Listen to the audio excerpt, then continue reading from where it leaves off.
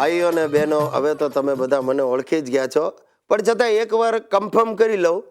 આઈ એમ ગુજ્જુભાઈ ગિરીશ કુમાર. તમે નહીં માનો, મારા જીવનમાં એટલે કે હું જન્મ્યો ત્યાર પછી એટલા સારા પ્રસંગો બની ગયા દુનિયામાં. મને તો એમ થાય છે કે હું જીવતા જીવત સંત બની જાઉં. મારી સોસાયટીના કમ્પાઉન્ડમાં મારું એક નાનકડું મંદિર હોય અને પૂજારી તરીકે હું જોઉં. આ તો શું એક આમ તો વિચાર આવ્યો એ તમને કહ્યો ને, અમે વિચારવાના ક્યાં પૈસા પડે છે. ને એક વાત કહું સાહેબ, આ માણસ જ એક એવું પ્રાણી છે જે વિચારી શકે છે અને હસી શકે છે. પોતાની જાત પર પણ હસી શકાય એને ખબર છે. આ તમે બધા અત્યારે મને હસી નથી કાઢતા, ચાલ્યા કરે. આ મારું સર્કલ છે ને બહુ વાઇલ્ડ. વાઇલ્ડ એટલે વિશાળ. આમ મારું અંગ્રેજી કાચું, પણ આવા ખાસ શબ્દો છે ને મેં ગોખી રાખ્યા છે. વાઇલ્ડ એટલે વિશાળ. આ નરેશ, કિશોર, શ્વેતા, આ બધી ઇંગ્લિશ આઇટમો, કોન્ક્રીટ સ્કૂલમાં ભણેલી. કોન્ક્રીટ એટલે ખબર ને, ઇંગ્લિશ મીડિયમ કોન્ક્રીટ સ્કૂલ. હા, તે બધાનો ફાંકો બહુ.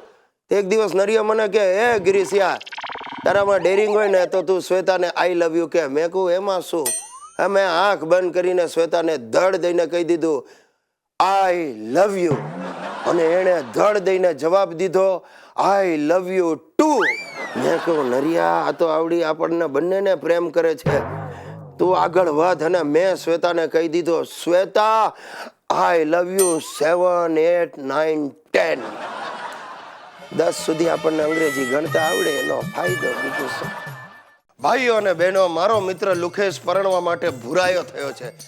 તમારા ધ્યાનમાં કોઈ પણ પ્રકારની સ્ત્રી હોય જે અમારા લુખેશને લાયક હોય, અરે હું તો કહું છું નાલાયક હશે તો પણ ચાલશે, સ્ત્રી હોવી જોઈએ, જરૂરથી અમને ફોન કરીને જણાવશો.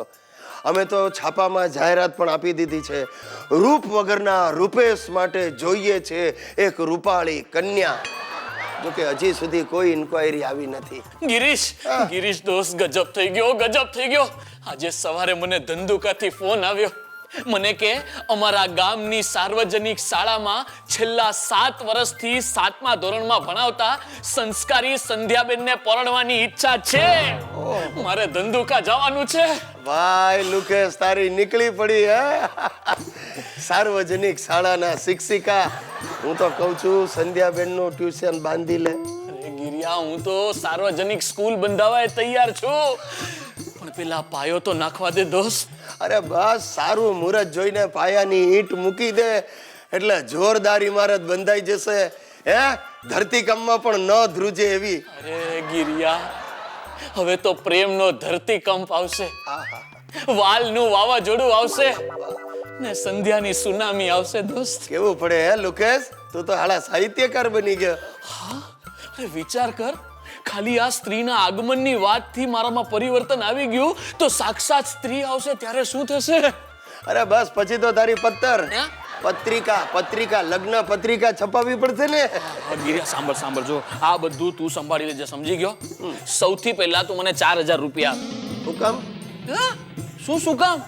મારે ટેક્સી કરીને ધંધુકા જવાનું કે નહીં સાર્વજનિક સંધ્યાબેનને મળવા? ગધેડા, સાર્વજનિક સંધ્યાબેન નહીં, સાર્વજનિક શાળાના શિક્ષિકા સંધ્યાબેન. હા, એને મળવા જવાનું છે એટલે ટેક્સી કરીશ, પછી વચ્ચે ચા નાસ્તો કરીશ અને એની માટે 50 રૂપિયાનો બુકે લઈશ. વાહ, હાલા મકાન તારે લેવું ને હપ્તા મારે ચૂકવવાના. આજ તો અરે મારી કુંડળીમાં લખ્યું છે કે તમારો ભાર તમારો મિત્ર ઉપાડશે અને એની રાશિ કુંભ હશે. હાલા તું આ કુંભ કરીને હંમેશા મને જ ઘડામાં ઉતારે છે. ચાલ હવે, આ શુભ કાર્ય છે એટલે ના નથી પાડતો. આ 3000 રૂપિયા છે ગજવામાં, લે રાખ. નોન એસી ટેક્સીમાં જવું પડશે. એસી વાળી ધંધુકા એસટી જાય છે, સીધો બેસી જાય એસટી માં. તારે પાર્કે પૈસે જ તહેવાર ઉજવવા છે. અરે આજ તો મારા સંસ્કાર છે. ચાલ હવે મને શુભેચ્છા આપ. સ્કૂલનો ઘંટ પડે એ પહેલા હું ત્યાં પહોંચી જાઉં. ટન ટન તારા ચલતી હે ક્યા 9 से 12. ટન તારા.